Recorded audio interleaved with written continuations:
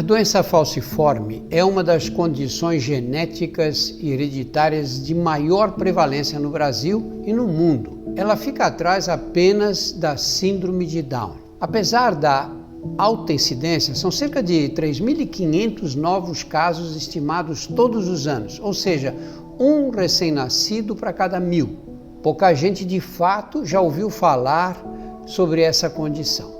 Imagine que em nosso organismo nós temos os glóbulos vermelhos, que são as células responsáveis pelo transporte de oxigênio para todos os órgãos e tecidos do corpo. Por conta dessa alteração, que vem da mãe e ou do pai, essas células têm a sua formação, a sua configuração alterada e com isso acabam enrijecendo e também se rompendo com facilidade.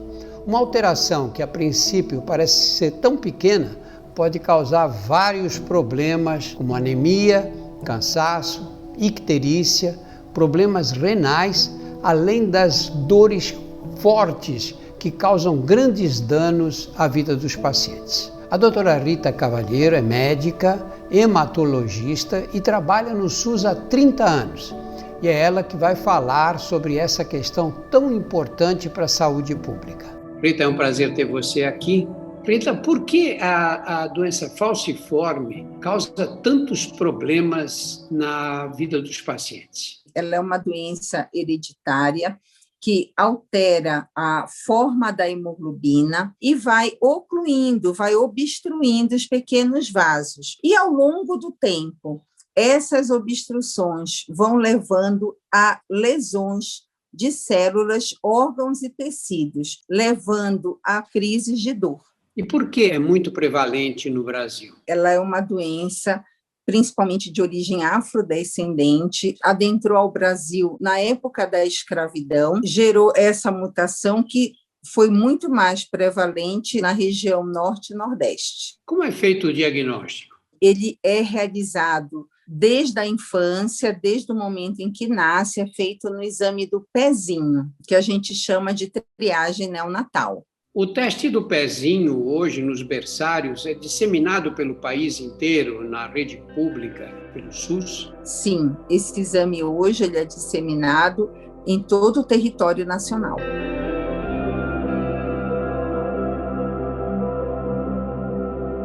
Eu fui diagnosticada com 7 anos. Antes disso, ainda passei por vários médicos. Segundo diagnóstico era reumatismo, porque eu sentia muitas dores nas pernas e tinha dificuldades para andar. Então começou uma romaria de ir ao hospital, a fazer a investigação e tudo mais, porque eu já tinha perdido, minha mãe tinha perdido outros filhos e eu apresentava os sintomas. Eu acabei indo parar no Hospital São Paulo e lá foi diagnosticado que eu tinha doença falciforme.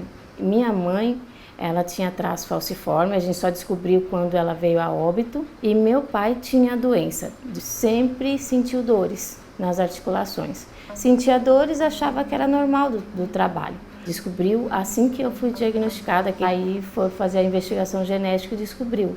A crise de dor é o sintoma mais frequente da doença falciforme, causada pela obstrução de pequenos vasos sanguíneos pelos glóbulos vermelhos, que têm a forma de uma foice. Os episódios são repentinos e imprevisíveis, podendo durar dias, semanas ou até meses. E a doença falciforme também, ela nos leva a um eterno recomeço. Por quê? Hoje eu estou bem.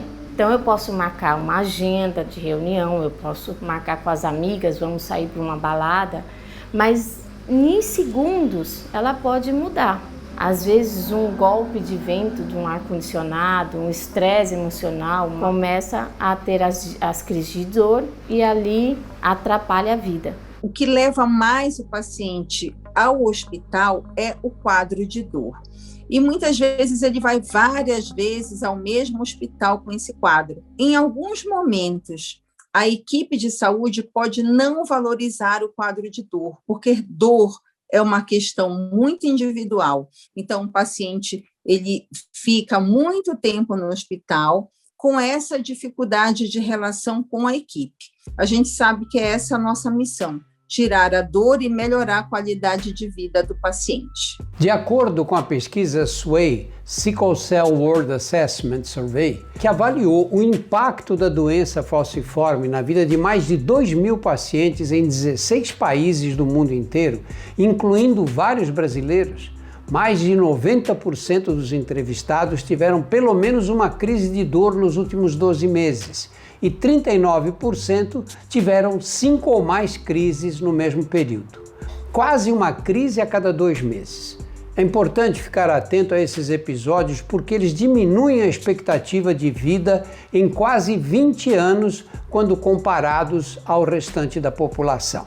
Infelizmente, no Brasil, pacientes com doença falciforme têm uma qualidade de vida inferior à dos pacientes com câncer.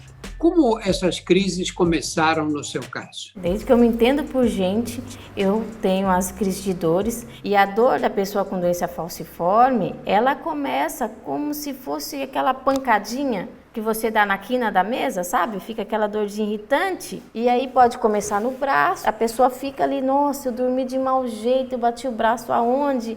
E de repente ela começa a andar. Vai para o quadril, vai para as costas e quando menos espera, a gente está com aquela dor que começamos a gritar. Quando você grita e chora dentro de casa, dependendo do conhecimento e do acolhimento da sua família, sempre vai um lá e coloca a bolsa de água quente, analgesia, né? Quando você procura um pronto atendimento, é diferente. Acha que seus gritos é por estar chamando atenção, por querer passar na frente, na fila, mas quando você grita e chora de dor, é o descontrole que a doença causa. Eu já cheguei a ficar quase 2 meses hospitalizada, com uso excessivos de morfina, porque a dor não passa. Essas crises de dores fortes que você apresentava, que às vezes te obrigavam a ser internada por dias e dias, como isso interferiu na tua vida social, na infância e na puberdade? A gente quer passear, a gente quer dançar e as minhas pernas não acompanhavam. A pessoa te chama para sair, você fala, hoje eu não aguento que eu estou com dor. Por muito tempo de namorados falar, você tem problemas psicológicos, tem que ver que dor é essa. Eu queria fazer uma faculdade, devido à internação, devido às dores, eu acabava perdendo aquela bolsa de estudo. Aquela lá não quer saber de trabalhar, é preguiçosa, vive perdendo emprego. Então o impacto da dor, e principalmente psicológico também. Eu sofri muita depressão, né? De querer tirar a vida, de tentar tirar a vida. Tentou? Tentei. Quantas vezes? 2 vezes. Com 17 anos, eu não aguentava ver aquela situação financeira que a gente tinha. Você no papel de mais velha, na ausência da tua mãe, a sobrecarga, né? Tudo ali em cima.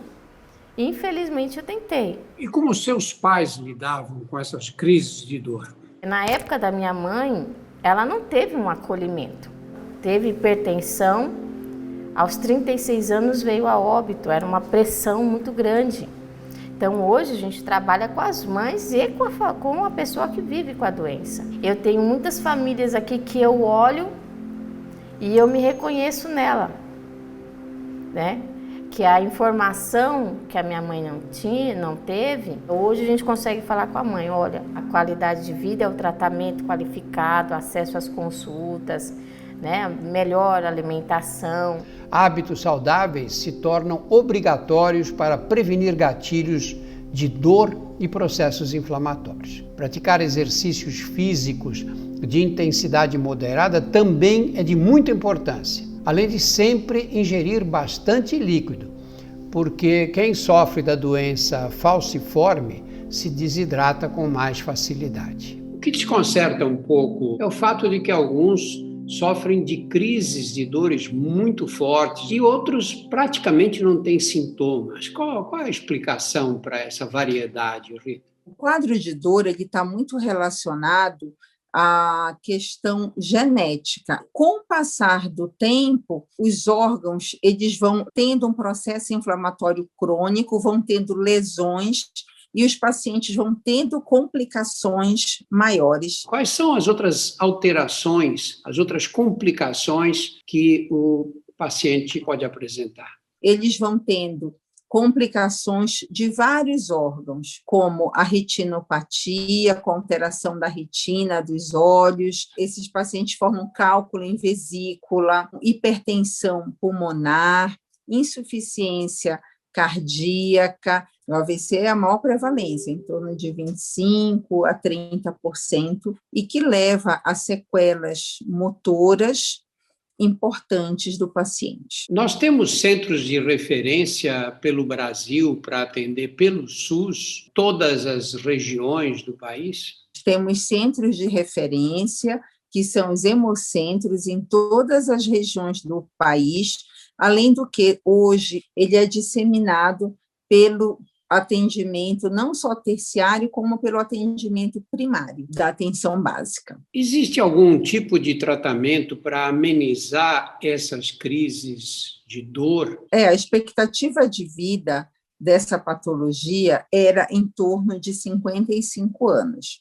Porém, com o advento dos antibióticos, das imunizações, aumentou e melhorou a qualidade de vida, em especial com o autocuidado.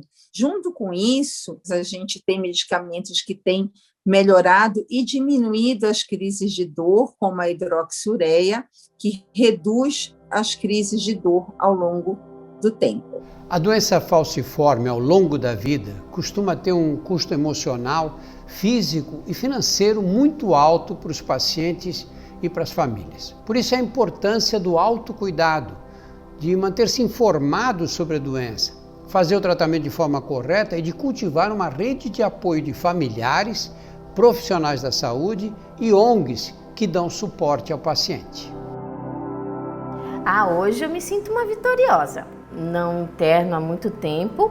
As crises de dores eu tenho em casa, como eu tive semana passada, 4 dias, mas psicologicamente, em trabalhar com a dor, eu estou muito melhor. E olhando o que eu passei e vivendo o que eu vivo hoje, principalmente dentro da instituição, foquei minha dor em pessoas para mostrar, olha, não faça isso para não passar por isso. Então, quando uma mãe fala, olha, hoje eu vejo aquela criança bem, sorrindo, aceitando ali aquela vida dela, eu fico muito feliz. Você esperava viver tanto ou você achou que ia morrer cedo?